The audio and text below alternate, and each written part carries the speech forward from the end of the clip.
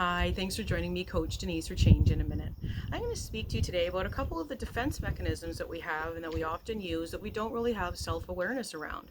And one of them is projection. So with projection is when we are processing thoughts in a way that avoids us having to deal with them and avoid us having to go through the pain and anxiety. So we would put that onto somebody else. So we would say, say I have a fear that I'm drinking too much, and then I'm going to accuse my partner of drinking too much. Or let's say I'm upset that the house is so messy and I haven't taken care of it, and then I project and I blame my son for making too much of a mess, for example.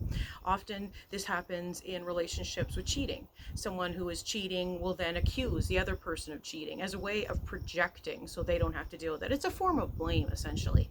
Another one is deflection. So deflection is when we are avoiding dealing with it and deflecting with either, usually it's humor or anger. We want to avoid the pain again. So it's deflecting. So you are, again, let's say for example, you're dealing with some weight struggles, and then you blame your partner because the partner keeps bringing in unhealthy food, or something to do with blaming somebody else for a result of your behavior.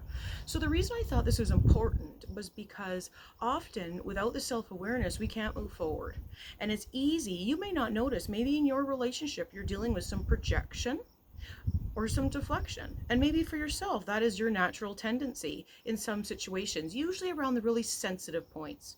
So I hope that this week you can take that away. We're complex. Humans are complex. We know that. We have so many things that we have to deal with, but educating ourselves to allow us to make change is huge. So just a couple tidbits for today, and I will see you next week. Take good care for now.